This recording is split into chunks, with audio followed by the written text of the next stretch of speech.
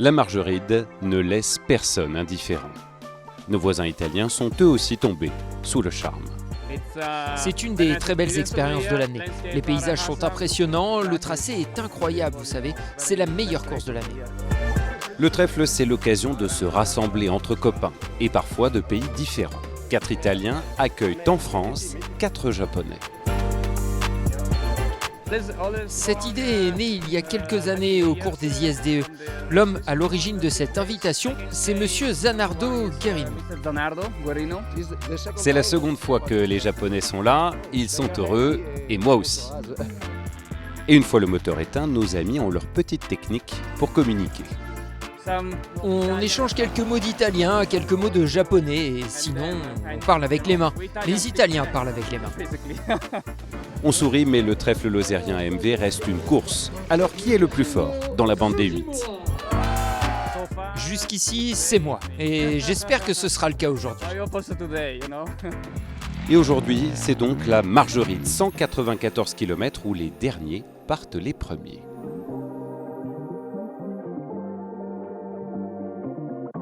L'histoire du jour, c'est celle d'une course féminine de niveau mondial cette année. Elles sont 2 pour un trophée.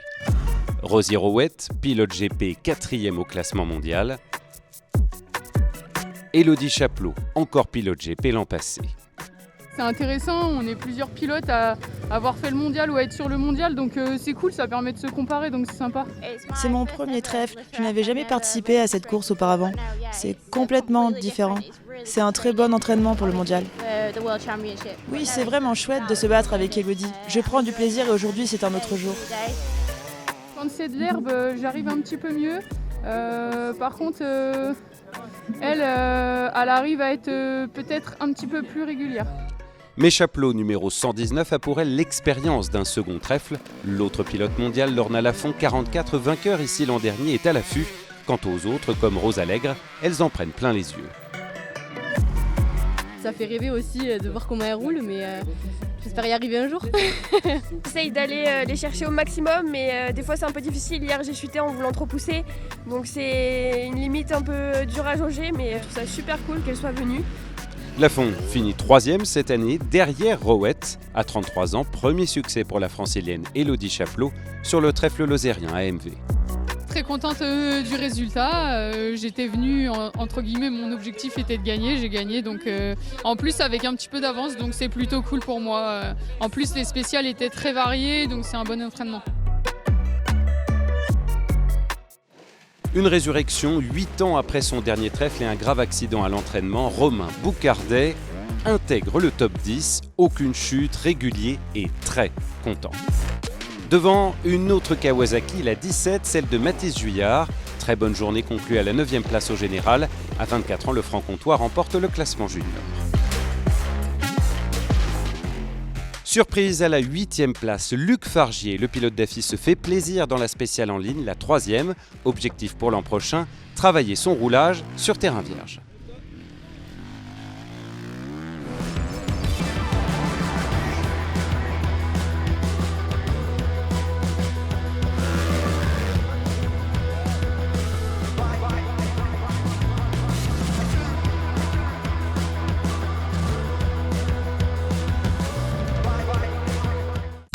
Il s'incline dans la bataille pour la 6e place. Déçu, Kylian Lunier passe 7e, une matinée moyenne, un bon après-midi. Il faudra plus de régularité en 2026.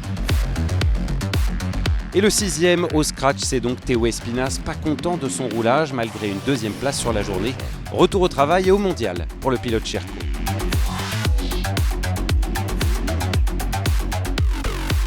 Lui visait le podium et se retrouve finalement 5e. Jérémy Taroux termine 1 seconde et demie devant Espinas. Victoire dans la Vabre après une journée pénible, une édition pénible.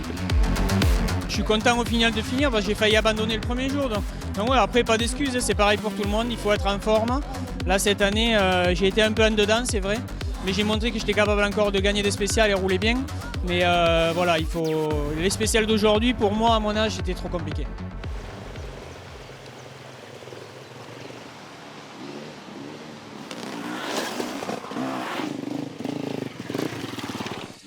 Euphorique hier, malheureux aujourd'hui, Valérian Debeau, dauphin, ce matin voit son avance fondre au fil de la journée jusqu'à chuter dans la 4e spéciale.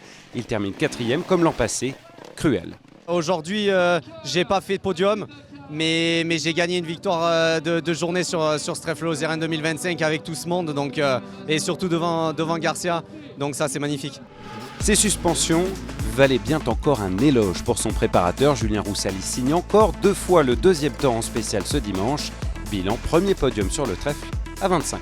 C'était un peu l'objectif en venant ici, essayer de faire un podium et c'est chose faite, donc vraiment content de ce week-end. Quand on voit le public, quand on voit l'événement lui-même, c'est vraiment que du plaisir de venir à Mende. Pour lui aussi, c'est un premier podium sur le trèfle. Le champion de France Hugo Blanjou se taille un CV de pilote de classique 10 ans après avoir attaqué l'enduro ici à Mende. Énorme, c'est trop cool, c'était vraiment serré jusqu'à la fin. Le top 5 c'était super serré. C'est fort d'offrir ce petit podium au motoclub, je pense que ça leur fera plaisir. En Lozère, l'histoire s'écrit en espagnol. Après ses déboires hier, Josep Garcia claque 3 victoires de spécial aujourd'hui. 2e sacre consécutif pour le Catalan. Ça n'était plus arrivé depuis Pelin en 2014. C'est un sentiment incroyable de gagner le trèfle lozérien pour la 4e fois. C'est une course que j'aime vraiment, elle a une grande histoire, donc c'est important d'avoir mon nom au palmarès une fois de plus. Je me sens comme à la maison ici, cette course est vraiment importante pour moi. Aux 4 premières places de la journée, 4 pilotes de mondial. Au général, Garcia s'impose avec près d'1 minute d'avance sur Blanjou. 8e, Fargier prend la place de Miroir et Boucardet, celle de Gauthier. Comme de coutume, le trophée Castan a ensuite offert du spectacle au public de la Vabre.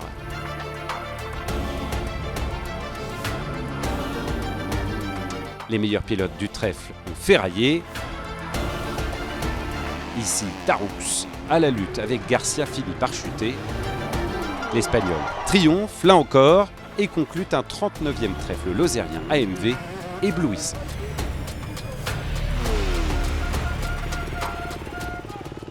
Très heureux, on a eu 3 jours exceptionnels, beaucoup de monde de partout, les bénévoles du motoclub ont fait un travail de fou, et donc oui, très heureux ce soir. Il y aura une 40e édition, on a poussé un coup de gueule, mais oui, vu l'engouement qu'il y avait à la Vabre, on ne savait même plus où caser les gens. 40e édition l'an prochain, donc, pour voir encore briller la Lozère et vous voir nombreux le long des banderoles de spécial.